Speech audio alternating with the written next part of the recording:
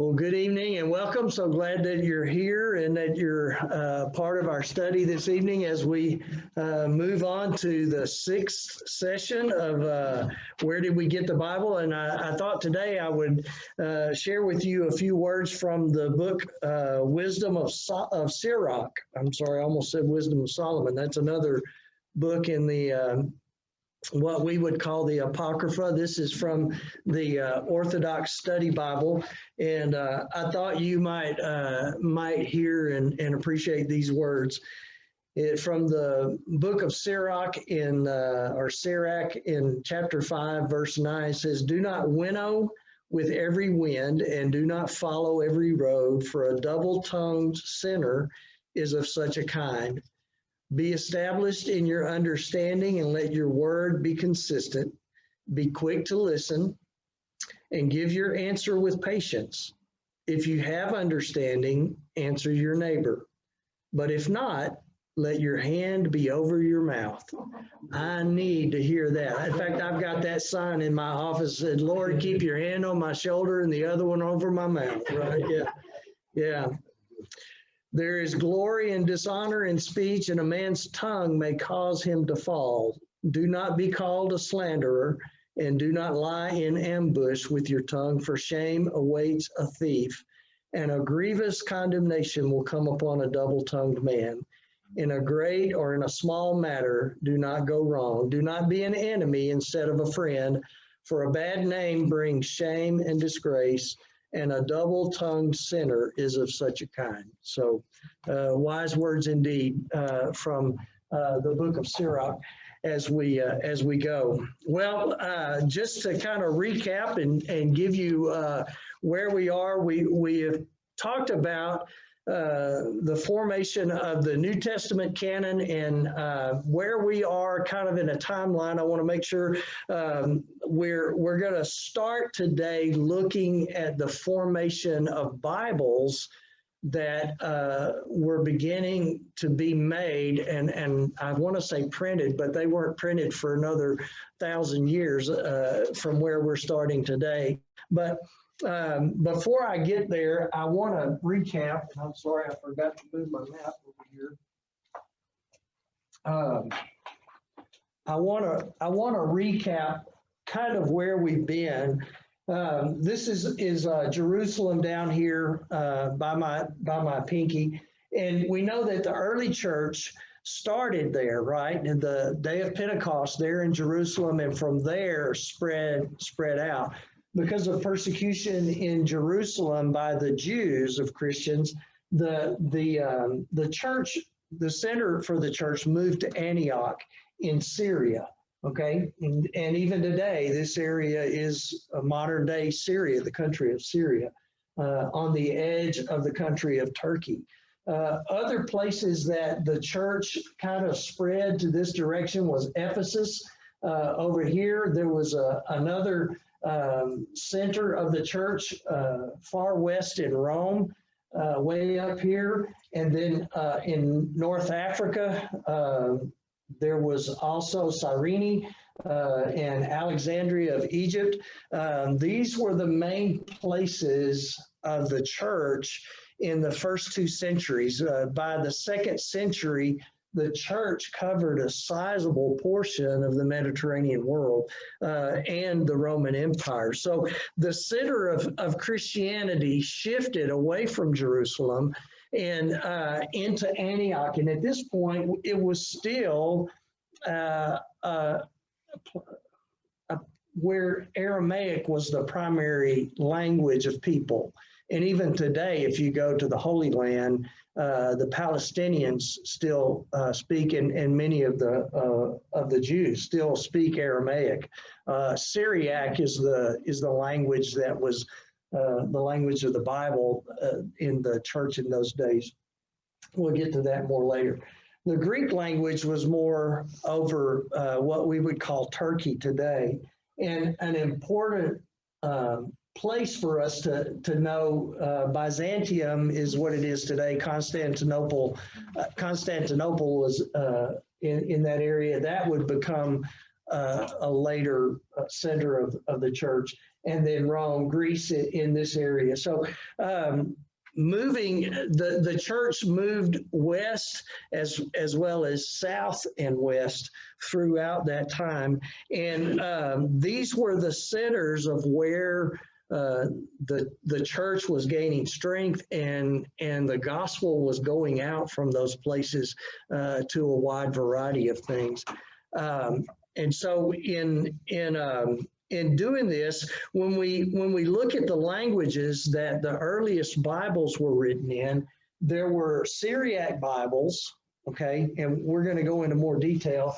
There were Greek Bibles, there were Latin Bibles, as well as more Greek Bibles, and then Coptic is the Egyptian language over here. It's interesting, Christians in Rome spoke primarily Greek because they were the lower classes, but the upper classes in Roman society all spoke Latin. And so we find that in Northern Africa is really where the Latin language, the first Latin Bibles, first writings of the church in Latin were written. So that gives you a little bit of an overview geographically of where we're talking about. And then you'll also see in some other places the talk about Gaul, and I don't think we have a map even on here that would include Gaul, and that's basically Western Europe, would be Portugal, Spain, the Low Countries north of there, typically what would be called Gaul and those things, and then later on. So that gives us kind of the geographic location. Now, at the end of 100 AD, all of the books of the New Testament have been written. That's almost universally accepted, except in the Ethiopian church, and we'll talk more about that maybe at another time. But as we go forward in time, we really don't have collections, complete collections, an entire Bible, until we get to the 300s that we can trace back to this day. And the section on your sheet on page 1 that says at the bottom of the left-hand column, closing the New Testament column, in 303 AD, Diocletian did a terrible thing that also helped solidify the canon of the New Testament and the Old Testament for Christianity. Because Diocletian was a Roman emperor, and he believed that the stability of the Roman Empire depended entirely on whether people were being faithful to the Roman pantheon of gods. And so he began persecuting Christians and literally trying to tamp them out. And it gives you a few things that he did on there. He ordered church buildings, the few that existed, he ordered them to be destroyed. Then he ordered the destruction of all scriptures for Christians as well as Jews, but primarily the Christians. He banned all Christian worship and ordered the imprisonment of any clergy, any pastors, any bishops, unless they recanted and agreed to sacrifice to the Roman gods. Eventually, he would go even so far as to do the same of all Christians. If people profess Christ, they would have to renounce their faith and sacrifice to the Roman gods in order for them not to be imprisoned by Diocletian. Now, many people that they had, the Bibles that they had, they took them out, and rather than give them up, they gave them up. Some of them gave up the spurious writings, the ones that, you know, the church really didn't accept anyway. And so those were all piled up and burned. And there were those that gave up their scriptures, those that had them, and forsook their faith, at least temporarily, in order to spare their lives or spare their imprisonment. And so they did that. In 306, we find that Constantine the Great becomes one of the emperors of Rome, and this is a confusing time when there are actually two or four emperors. Constantine was one of two, but he was the lesser of the two.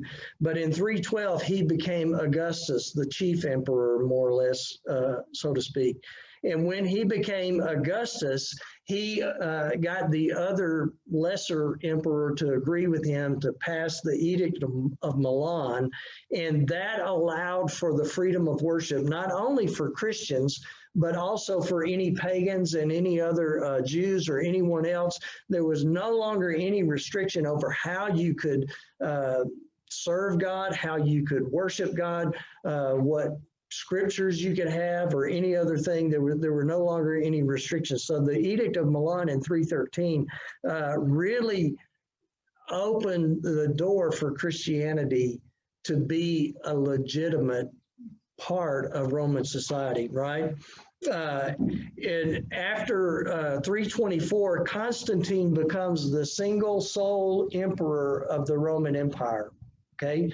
And now he's not in control just of the West, which is basically centered in Rome, right? The Roman Empire in those days, Rome and West was his purview prior to that. But now in 324, he's become the sole emperor over the entire Roman Empire. Basically stretches from Portugal and Spain all the way west to here. This map only shows part of the Roman world that was actually there.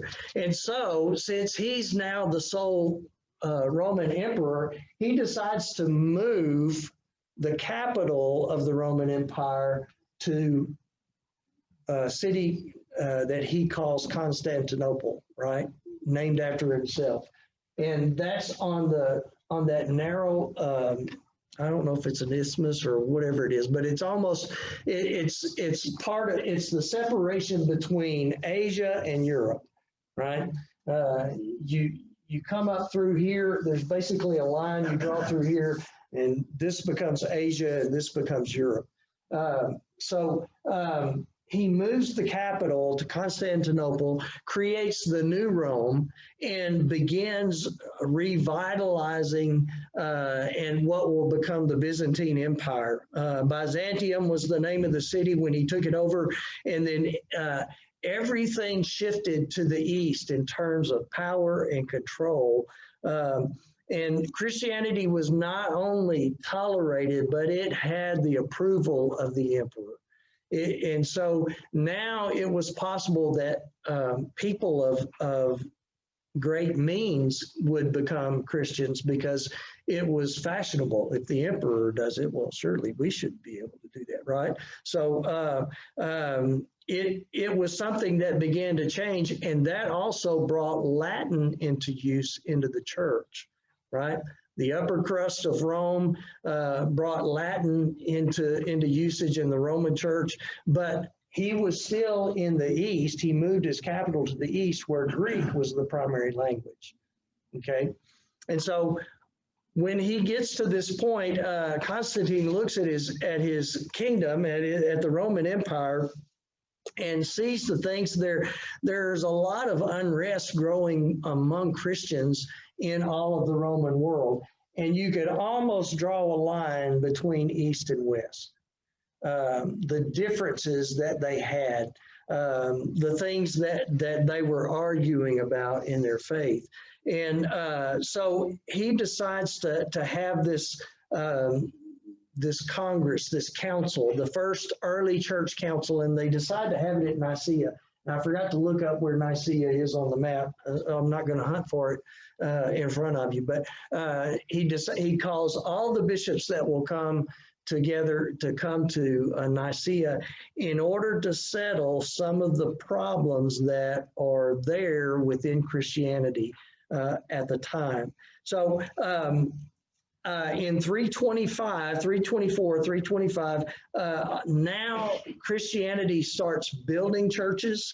The Church of the Holy Sepulchre in the Holy Land is one of the oldest churches that you can visit today. Now, the original buildings are not the same, but that church was established in roughly 325 BC by Constantine's mother, who made a trip to the Holy Land to search for relics and looking for that. The Church of the Nativity in Bethlehem and others have their beginnings there as they built on to as they started building buildings in order for the people to use.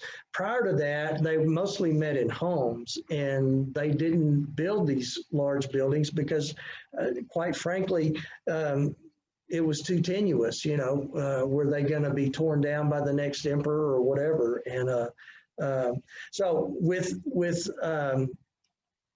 Constantine moving the kingdom, moving the center of the Roman Empire to Constantinople, they start building churches, and the bishop of Constantinople needs Bibles for his churches, needs scriptures for these new churches. And so in 332, Constantine orders that 50 copies of the scriptures be created. And there on on page 1 on the right-hand side, the first written Christian Bibles. This is one edict that we know of. He orders that these 50 copies of the scriptures being used, and he asks that they be created from the best manuscripts possible. One of those is the Hexaplan, and we'll talk about that in a few minutes. But he has Eusebius of Caesarea begin working on these, and these manuscripts are called Unsealed, and the reason is because they're all in capital letters. All of the letters are run together, and there is right at the end of that section on your sheet, there's an example. If this was written in English, the beginning of St. Mark's Gospel would be written as this. All these capital letters smushed together, no spaces, no punctuation, the beginning of the Gospel of Jesus Christ, the Son of God. One thing that you'll notice in there is that Christ is not spelled out. What's there instead of the word Christ? X. And you thought that was a modern invention of people who didn't like Christianity, didn't you? No, what is that? That's the first letter of the word Christos. Yeah, no, that's the first letter of the word Christos. And Christos is Messiah. Christos is a title, actually, not a name, right? Jesus, Messiah, Christos. King David was a Christos. He was a Messiah, an anointed of God, right? We sometimes add things in our understanding of how things go, but the word Christos was actually a title. Now, it has become synonymous with Jesus' name, and many people think that's Jesus' last name, but it's not. That people didn't typically have last names in that day. They were more like Jesus, son of Joseph, or Jesus, son of the Father. There were other ways that they designated people's names. So when we find ourselves in this time that these Bibles are being created, how did I get off on that? The beginning of the gospel of Jesus Christ, the Son of God, from the opening verse of Mark. These manuscripts, and I should have thought to bring you a picture and print you a picture of one of these manuscripts, which you can find on the internet. They're virtually everywhere. Find pictures of these ancient manuscripts. But they're really something, and it's just like this sentence there in English, and most of us could read that with a little bit of practice, right? It wasn't until much later in the 1200s that the modern chapter and verse numberings that we find commonplace are being used. There were at times in some of these ancient manuscripts, they did have things roped off into sections, right? There were places where it may have what would look like a chapter to us, but it would be a section of the Hebrew scripture or a section of the Greek scripture. but it was marked with a letter or with a letter that said that meant the opening and the closing of this section. You might call it a paragraph, but no numbering was in there. So these ancient manuscripts, known as Unseals, are ones that we actually have in hand today, and we're going to talk about some of those oldest Christian Bibles or portions thereof in the rest of the class today. Any questions up to this point that we might deal with? Oh, Mike Molina says Ankara. I guess that's Nicaea, maybe, is modern day Ankara. I don't know if that's what he was referring to or not. Any questions so far?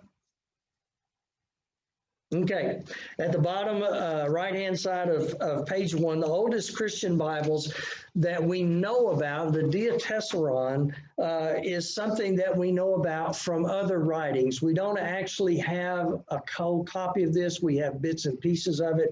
And this was a harmony of the 4 Gospels written by Tatian, one of the early church fathers, and he was trying to legitimize the 4 Gospels and showing how they corresponded, how they fit together, fighting against those that were saying there were problems with the 4 Gospels. And so he started doing this. He was living in Syria, and so he wrote this in Syriac in the 2nd century AD. That's around 170. He starts writing that and putting that together. And it's important because we know that other people used his harmony of the Gospels. Do you know what I mean when I say a harmony of the Gospels? It's melding them together. It's taking Matthew, Mark, Luke, and John and using them to create a single narrative. And so he pieces all of that together in order for that to make sense, puts a timeline together and other things. We don't find these very often. I don't know that there are any that are published in English that actually look like a Bible. The closest thing we would get to is the one that Max Lucado and the guy that took his place, they wrote the story, and they made a harmony of the Old Testament texts and a harmony of New Testament texts to make the Bible read like a story. It's the NIV translation with some added material that gives you some transitions and other things so that you can kind of understand it as if you're reading a novel, so to speak. So it leaves out a lot of the repeats and other things. It's an excellent resource to have and a good way to read through the Bible if you want to do that, where you're reading primarily the text. You're not going to read every verse of the Bible, but it makes it a little bit easier to understand and do. But that's probably as close to a harmony that's been published in recent times. The harmonies that are there typically just list the verses of, here's what Matthew says that's the same as what Mark says and Luke says, or here's what Matthew says and nobody else says it. Here's what Mark and Luke say. It just gives you that kind of in a 4-column format. It doesn't really try to mesh them together, meld them into one thing. That was called the Diatesseron, and it was started somewhere around 170 AD. The next most important Christian writing is what modern scholars have labeled the Hexaplan.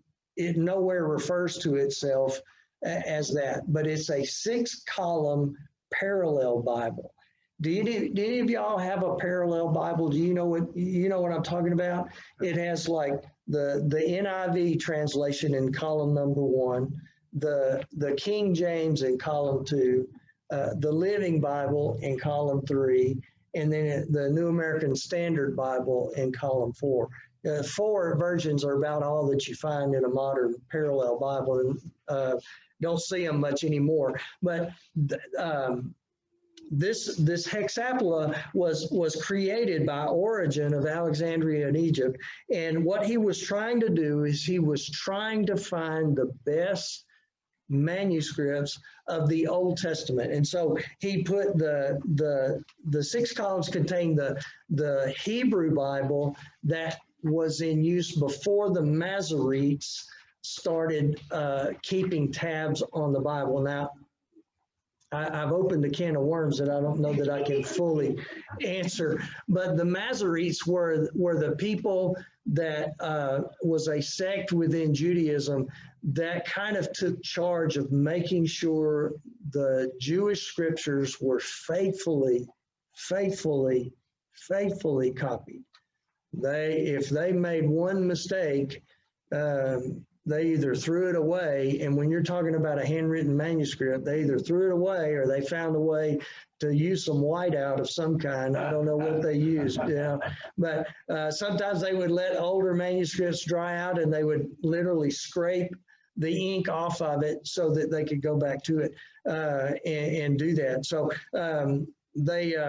anyway, before the Jews, the Masoretes started using that, it was the Hebrew Bible that he used.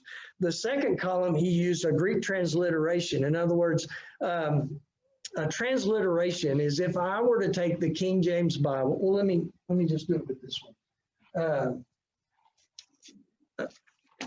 I were to take, if this was in a different language, this would be a transliteration, but it says in Colossians 3, if then you were raised with Christ, seek those things which are above. If you were resurrected with Jesus through salvation, okay, then seek the things that are of God. I kind of paraphrased that a transliteration is to almost take the Greek words and to respell it, right? A transliteration of the Hebrew was trying to spell it out how you would pronounce it in Greek, almost. Right? Is that right? My goodness. Why would you do that? Well, he's trying to get back to the best thing that he knew how. He also used in the third column Aquila's Greek Old Testament translation. I don't know who Aquila is, nor do I know who Symmachus is, who had another Greek translation, and then the Septuagint, which we've talked about extensively, that was done, and then also another Greek Old Testament translation by a man named Theodotion.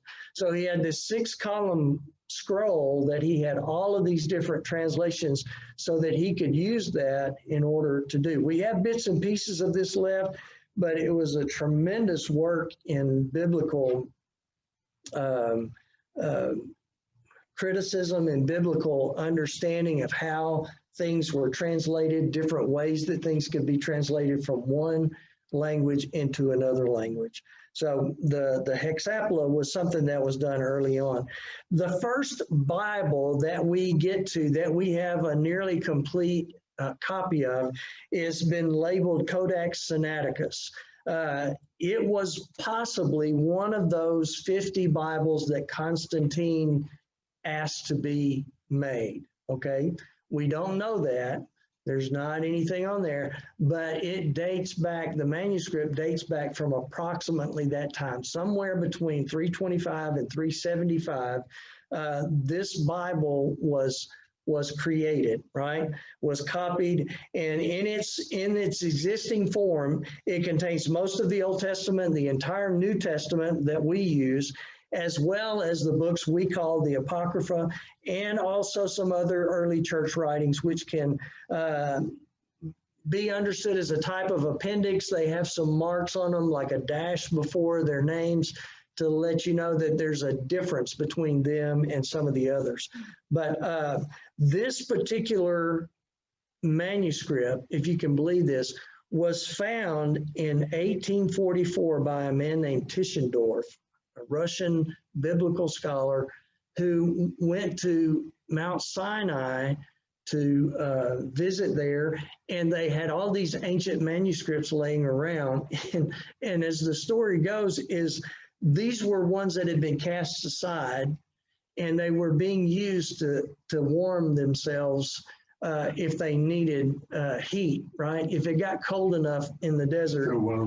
Yeah, they used them to build fires because they were old and they were not any good anymore. And he found this, and in 2 different trips, he found this manuscript and just was, you can't imagine, I can't imagine how ecstatic he was when he found this. But I'm not sure that he gave them a good deal on buying this manuscript from them. But he eventually got it from them, and it's in museums now. But found in 1844, in the 1850s, you can imagine what this did for biblical scholarship. This was one of the earliest known manuscripts in 1850 that had ever been found, and it is in Greek. The next one is labeled Codex Vaticanus, and this one gets its name because it was found in the Vatican. It was also from this exact same time period, and it contained most of the Old Testament, most of the New Testament, the Apocrypha.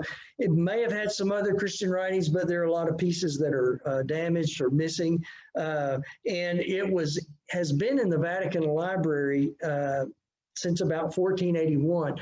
The problem, though, is the Vatican was very, very, very, and understandably so, very stingy with allowing people to use, to see, or to utilize these manuscripts. And so they were basically hidden away in the Vatican and weren't able to be used by scholars when they wanted to make a new translation. So it was not available to use when the King James Bible was written. Neither was Codex Synapticus. It hadn't been found. The next one that we have on your list there is the Peshitta. It's roughly a 4th century manuscript as well, and it is in Syriac, which is a dialect of Aramaic, and it is from the eastern part of the church. This particular manuscript was translated from the Hebrew Masoretic text, the Masoretes text, and they used it to translate the Peshitta into Syriac. So this one gives us another picture of what the Bible was in the earliest times that we have. It did not, however, include Revelation or the Catholic epistles, 2 Peter, 2nd, 3rd John, or Jude.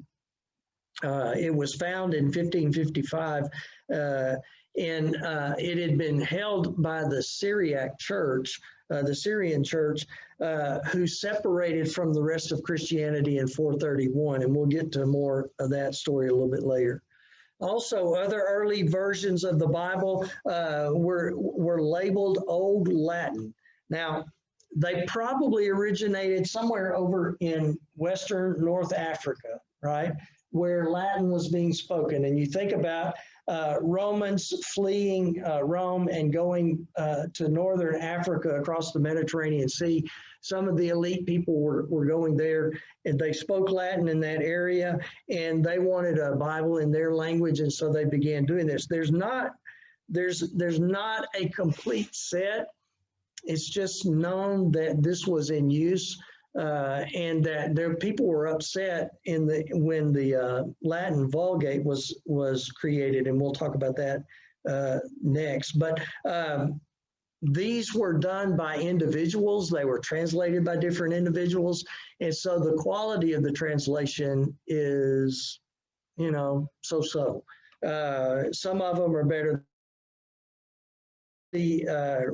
Fluctuates. So it existed in bits and pieces. The main place that we find these old Latin versions was in the Roman Catholic liturgy, where it was preserved even to the present day, that the Latin liturgies are still there. You can still find some of this old Latin text that's there. So it's amazing. But because of the inconsistency in the translation, the quality of the translation of those old Latin texts, it says, where is it? Well, Latin Vulgate. As Latin language usage grew and Greek was no longer dominant in the West, that's North Africa and in Europe, a formal translation became necessary. Pope Damasus I appointed St. Jerome to the task of producing a standardized translation of both the Old and New Testaments using the best Greek, Hebrew, and Aramaic manuscripts that were available at the time. The Septuagint was not used to translate the Old Testament. And this upset many of the people of early Christians because that was their Old Testament, right? And also the apocryphal books were not in the Hebrew Old Testament, the Jewish Bible. So Jerome didn't want to include the apocryphal books in there, but because people protested and said, no, that's part of our Bible, we want those in there. And one of the passage I just read to you from Syriac is one such passage. They said, no, we want that in our Bible. Ironically, this became the authorized translation of the Roman Catholic Church, which didn't come into existence until 1055. The year 1055, but the Roman Catholic Church, even in the Council of Trent in 1546, said this is our Bible. That this is the Roman Catholic Bible. It wasn't until 1546 that a council of the church, a group of people, a church body got together and said and voted on or determined, however they determined it, that this is our Bible and only this is our Bible. The oldest complete manuscripts go back into the 700s that we have as far as we know. There may be some hidden in the Vatican somewhere that may be older, but I think everything has been gone through since that time. The next one is another Greek manuscript from the late 300s, early 400s. It's a Greek unsealed manuscript in all caps once again, and it had the entire Old Testament, the entire New Testament, the entire Apocrypha, as well as 1st and 2nd Clement, the Psalms of Solomon, and it was bound in 4 volumes. There are 3 volumes that included all the Old Testament and the Apocrypha, and 1 volume had the New Testament in it. So interestingly enough, it uses a different order of books. And if you had this Orthodox Study Bible, the Orthodox Study Bible follows more closely this Codex Alexandrinus than it does. Let me give you an example. The books of your Bible, especially when we get to the prophets, right? Psalms, Proverbs, Ezekiel, Daniel, Hosea, Joel, Amos, Obadiah, Jonah, Micah, Nahum. No, the wisdom of Syriac is in there, and then after that comes the book of Hosea, Amos, Micah, Joel, Obadiah, Jonah, Nahum, Habakkuk, Zephaniah, Haggai, Zechariah, Malachi, Isaiah, Jeremiah, Baruch, Lamentations of Jeremiah, the Epistle of Jeremiah, Ezekiel, and Daniel, right? Daniel is the last book of the Orthodox Old Testament, not Malachi, like in your Old Testament. So it's a bit different, but it follows this order of the Codex Alexandrinus, and it eliminates some of the key passages that we find that are missing or notated in our modern Bibles. In the New Testament, it also orders them different. It puts the Gospels, the Acts, the Catholic epistles, which are 1st and 2nd Peter, 1st, 2nd, 3rd John, Jude, and then it includes Paul's letters, and Hebrews is often included in that section. Then the book of Revelation as the end. It's missing the longer ending of Mark. It's Jesus' agony in the Garden of Gethsemane from the Gospel of Luke is not there, and the woman caught in adultery in the Gospel of John is not there. But for centuries, this was the oldest known manuscript of the Christian Bible. It was located in the 1200s and was in use for, this is what your King James Bible used for the Greek manuscript. Steve, why do you think those stories were left out of that Bible? I can only tell you what the question is for those that didn't hear. Why do we think those stories were left out? We can only speculate that some of that is there. We have dozens and dozens, no, hundreds, if not thousands of other manuscripts that scholars have also examined, that are, some of them are just bits and pieces, and some of them are more or less complete books of the New Testament, of the Gospels. And the oldest and earliest manuscripts, as far as we know, did not contain the longer version of the Gospel of Mark. Why? We believe the shortest version of the Gospel of Mark, the shortest text that we have in the ancient manuscripts, is that the women saw the empty tomb and ran away and did not tell anyone. Okay? Well, that doesn't complete the story, right? And so fairly early on in the church, they said, we need to make sure that people understand that wasn't the end of Mark's gospel. Now, whether Mark actually had that and included that, and they just added that, or whether there was an editor somewhere along the way that included a shorter ending of Mark, and then there was a longer ending of Mark. I think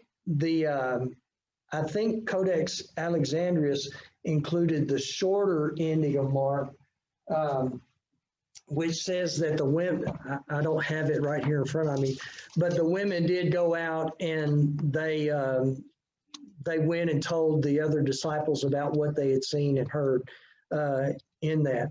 So there's question about why that was there. Did Mark intentionally leave that out? Did something happen to Mark's health and he wasn't able to complete that in the oldest manuscripts? We really don't know. There's no church tradition that gives us that information. The other thing is that, like the book of the woman caught in adultery, or the woman caught in adultery, or the woman at the well. The woman caught in adultery from the Gospel of John was added because that's one of the stories that people told about Jesus that didn't get in the other Gospels, and it came in at a later time. And so it was added at some point. We don't know at what point.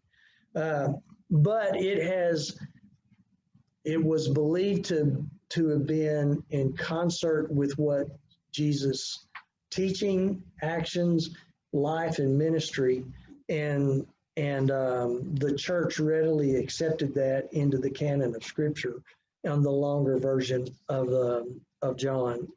Did that help a little bit? Yes, very good. Okay.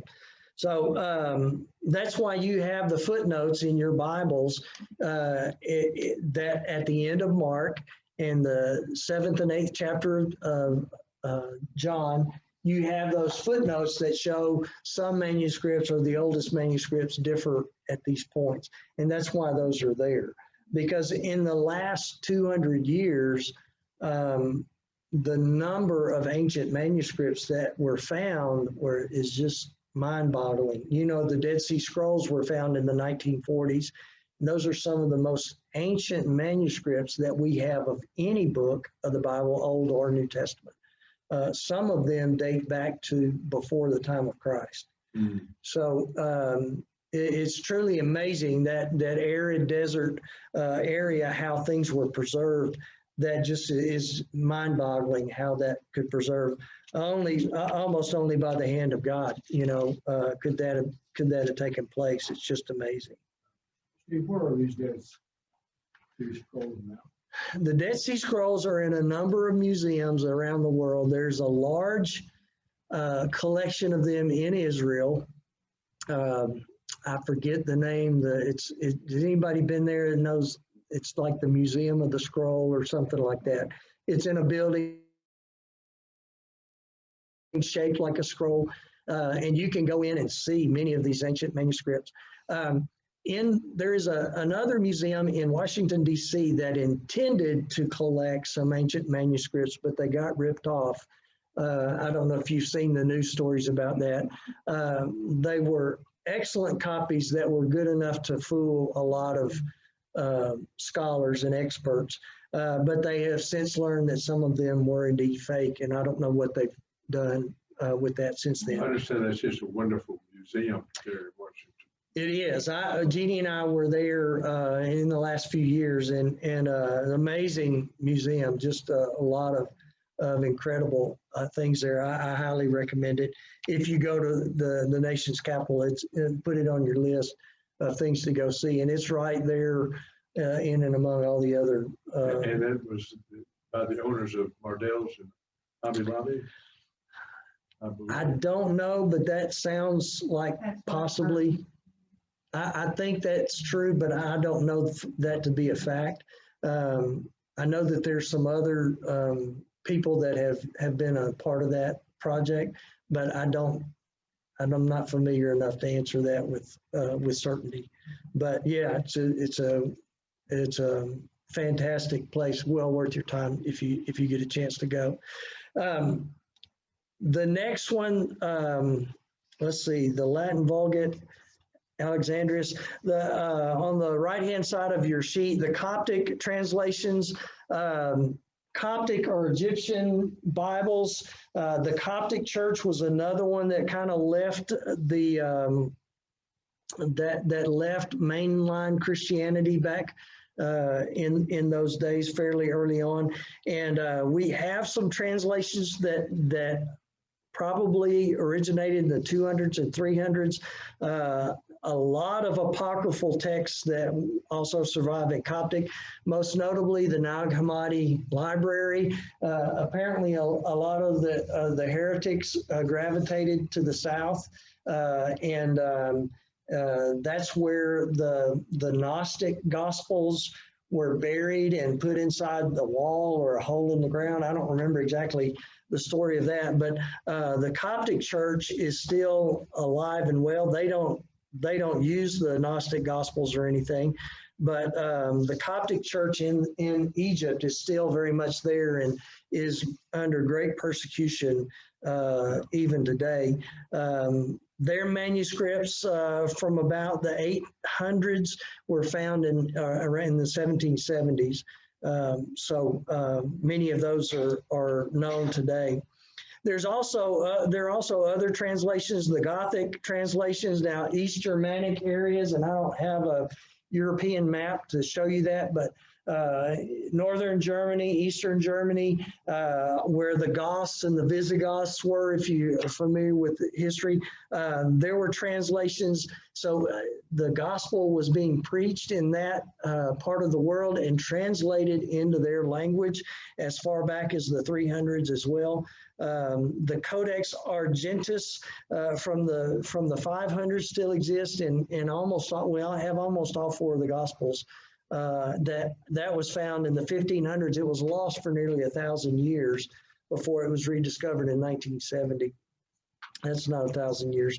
It was lost in the 500s and was found again in there. But anyway, it's something that's very incredible that it goes back that far. Also, the other segment of the church that if you go to the Holy Land, you will see swarms, scads, loads, tons, hundreds, I don't know what words you want to use, of Ethiopic Christians. Now, how do I know that those are Ethiopic Christians? Because they're all dressed in white shawls. It's like they take a blanket and they wrap it around themselves when they're on their Holy Land pilgrimage. And that's part of their, I don't know if they wear those all the time or what, but you see the Ethiopian, we know this because our guide told us, that's the Ethiopic Christians. Now, where are they from? Primarily Ethiopia. And if you're like me, you have no idea where Ethiopia is. But if you go down to the Arabian bottom of the Arabian Peninsula and go west, you'll get to roughly that segment. It's the sub-Saharan area of Africa. And if you'll remember, the Sahara Desert covers a vast portion of North Africa. The next tier below that at one time was known as Ethiopia, but it's primarily to the east. So Eastern Central Africa is the best way I know to how to tell you that. But they have translations of everything that the early church wrote. There's no complete Ethiopic version of the Bible, but they have the widest canon of any Christian group in the world. They accept comic books that were drawn by early church. Yeah, I mean, that's a joke, but it's just about that much. Anything that was written by the early church, they take it and say, some of it's more valuable than others, and they just kind of take it in stride and do that. But they have the widest, but they left mainline Christianity in 451 AD, right after one of the church councils. And that's where I want to end for this evening. The bottom section down there on page 2 of your outline, the early church councils, there were 7 early church councils that tried to bring some order and peace and a definition to what was orthodoxy, what were the right beliefs of the early church, what were the right beliefs of Christians. The Council of Nicaea, that was called by Constantine, and then the First Council of Constantinople, the Council of Ephesus, the Council of Chalcedon, the Council of Constantinople, third and second and third councils of Constantinople, and the Second Council of Nicaea. All of these were done in order to try to stabilize what was going on in the church and to define what is Christianity in the widest and truest sense. Okay. There were many who began splitting off after the Council of Nicaea, after the First Council of Constantinople. There were groups that said, no, we can't go along with that. Ironically, none of these main councils ever sat down and said, this is the Christian Bible. Not one. And that the last one was held in 787. Okay. So for 700 years, the church never sat down and said, as a whole, and so these people that tell you that there was a council that got together and decided what was in the Bible, there's just no historical evidence for that, period. Because these things were still being debated much later on. And you will find that in this timeline of the formation of the Christian canon. I don't know if my highlights on that showed up on yours, but it takes you all the way through many of the things that I've mentioned today. But it goes all the way up into 987.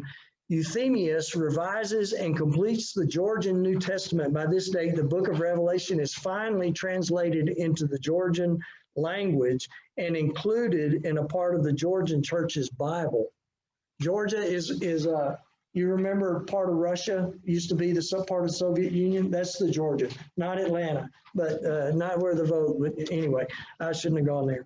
But no, the country of Georgia. So some of these were still being debated by people, and you could say even today, that some of these are still being debated. Augustine in 393, this is at the top of page 3, at the Synod of Hippo, Augustine begins arguing for the 27 books of the New Testament we have today. And it appears they affirm the books of the Canon today based on an abridged version of the 393 proceedings. In other words, there was another council held later in 397, right? And they went back and amended what was written there that said what Augustine was talking about.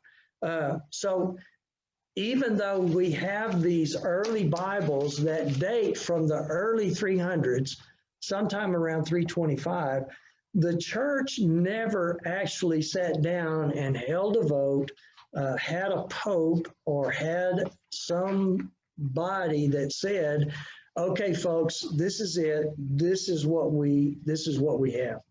It didn't happen. What happened is the Lord used all of those writings that were there, and they amassed to come together. And in the debates, and some people said, you know, I'm not sure how valuable Revelation is. I'm not sure how valuable the book of James is. I'm not sure how valuable Jude is. But all of these others, there was agreement over large portions of the church that said these books in the New Testament are what we see as God's word to us.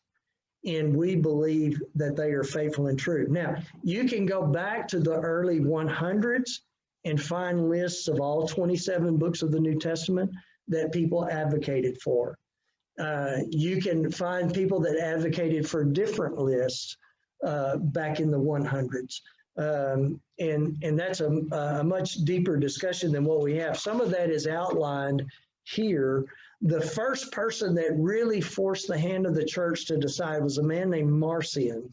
And he was a heretic that I've mentioned once before. And he published one of the first lists that says this is what the real Bible should be. And the early church said, no, that's not right. We have 4 gospels, not part of one, right? He wanted to use part of Luke's gospel, not even the whole of Luke's gospel. He wanted to use his scissors to cut out all the things that he didn't like in Luke's gospel and only keep what he wanted. And the church said, no, that's not it.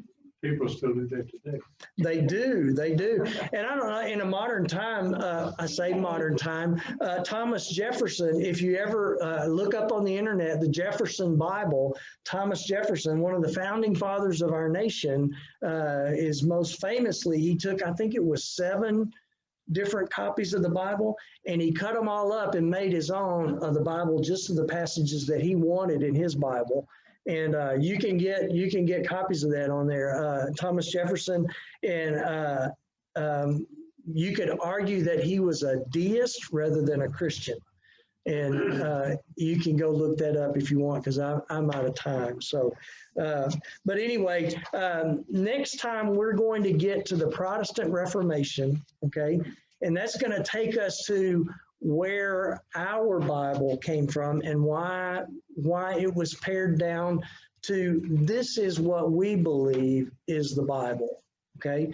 There may be some other things like Syriac that are helpful, but we're not sure we're going to go and read that and tell you absolutely on Sunday morning, this is how you must live your life. That canon was pretty much established in the 1500s. And we'll talk about that next time. But I thank you and I appreciate you, and God bless you. Let me close out the recording, then I'll take any questions that you have. Thanks a bunch.